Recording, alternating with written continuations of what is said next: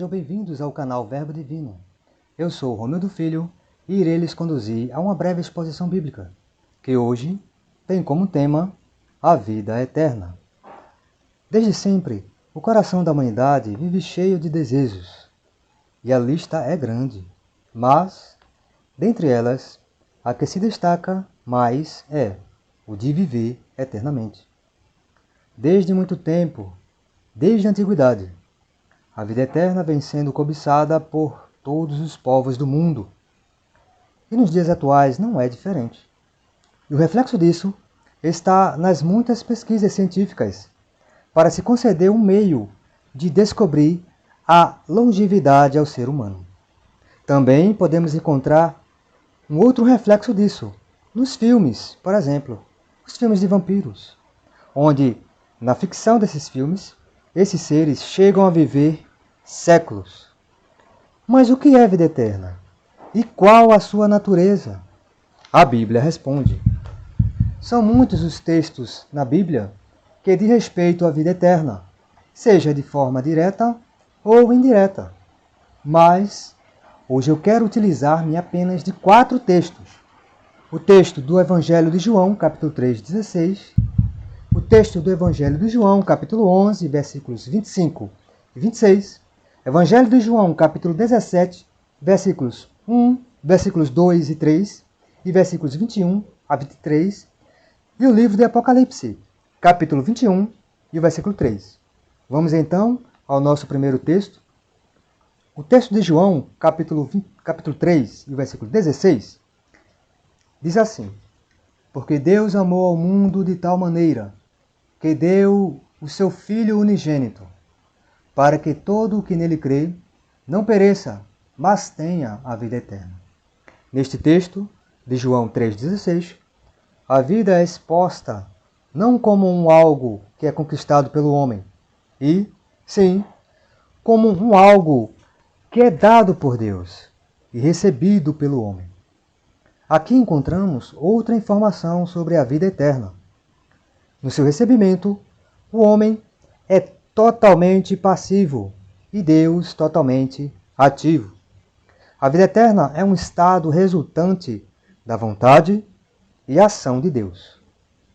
Os verbos amou e deu estão no tempo verbal grego auristo, lembrando que todo o Novo Testamento foi escrito na língua grega, o grego koiné.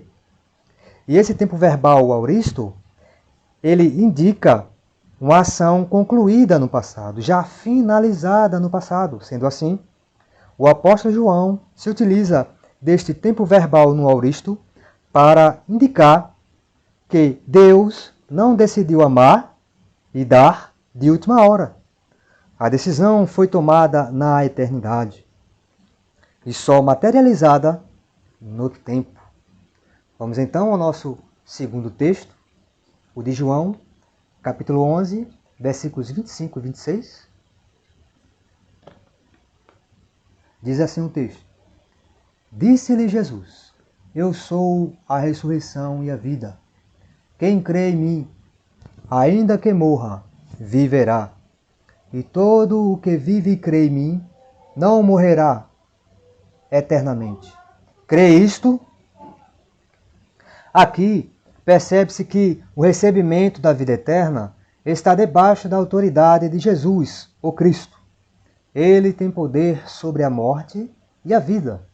Quando Jesus disse que é a vida, ele não estava falando em ter existência, como qualquer um outro, mas, à luz do contexto, está afirmando que tem vida em si mesmo, vida própria. Ele tem autoexistência. Ele é o que originou a vida de todo ser na terra e no céu. Ele é o Deus manifesto em carne.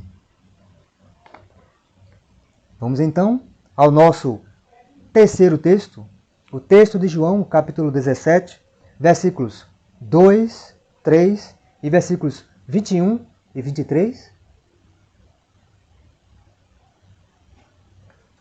Que diz assim: Assim como lhe conferiste autoridade a toda a terra, a fim de que ele conceda a vida eterna a todos o que lhe deste. E a vida eterna é esta, que te conheçam a ti, o único Deus verdadeiro, e a Jesus Cristo, a quem enviaste, a fim de que todos sejam um. E como és tu, ó Pai, em mim e eu em ti, também sejam eles em nós, para que o mundo creia que tu me enviaste. Eu lhes tenho transmitido a glória que me tens dado, para que sejam um, como nós o somos, eu neles e tu em mim, a fim de que sejam aperfeiçoados na unidade, para que o mundo conheça que tu me enviaste e os amaste, como também amaste a mim. Neste texto, Jesus associa a vida eterna com a comunhão com Deus. O verbo conhecer é utilizado por ele para indicar um relacionamento íntimo, um elo com Deus. Não é à toa que na Escritura, o povo de Deus, a Igreja, é chamada de noiva de Cristo e Cristo de noivo da Igreja. Com isso, entende-se que não se tem vida eterna à parte de Deus. É impossível. A vida eterna não é independência de Deus. Pelo contrário, é união com o Deus eterno. A eternidade não é um lugar, e, sim, um estado. Ligado a Deus, viveremos eternamente. Separado de Deus, morreremos eternamente. Jesus, o Cristo, é o único elo entre o homem e Deus. Com isso, conclui-se nesse texto que vida eterna não é apenas vida infindável, mas, mais que isso, diz respeito a uma qualidade de vida imensurável. Vamos então ao nosso quarto e último texto, o texto de Apocalipse, capítulo 21, e o versículo 3, que diz assim: Então ouvi grande voz vinda do trono, dizendo: Eis o tabernáculo de Deus com os homens. Deus habitará com eles. Eles serão povos de Deus, e Deus mesmo estará com eles. Aqui é o desfecho de tudo. A visão que João teve não foi do homem subindo, mas de Deus descendo para habitar com os homens, com o seu povo, pessoalmente.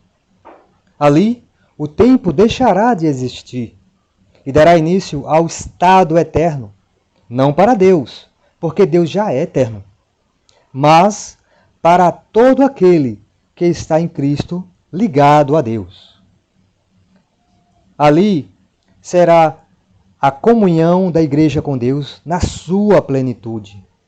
Lembrando que todos aqueles que hoje arrependeram-se de seus pecados e creem em Cristo, eles já vivem o princípio de vida eterna. No entanto, não vive uma plena comunhão com Deus ainda, por causa da corrupção que ainda se encontra no seu coração, que ainda se encontra no mundo ao seu redor, as pessoas, e que se encontra também no mundo físico que está debaixo da corrupção. No entanto, naquele grandioso dia, quando Cristo retornar em glória, aí sim, todo aquele que crê em Cristo, naquele dia, gozará de plena comunhão na sua mais intensidade com Deus. E verão a Deus face a face, coisa que nem Adão teve antes mesmo de pecar, pois ele somente ouvia a voz de Deus. Diante de tudo o que foi exposto, pode-se afirmar que o arrependimento dos pecados e a vida e a fé em Cristo Jesus não é uma opção, mas, sim, a única maneira e de extrema necessidade para ter a vida eterna. No próximo vídeo, teremos mais uma exposição bíblica com o tema A Natureza do Sacrifício de Cristo. Um muito obrigado a todos e até o próximo vídeo.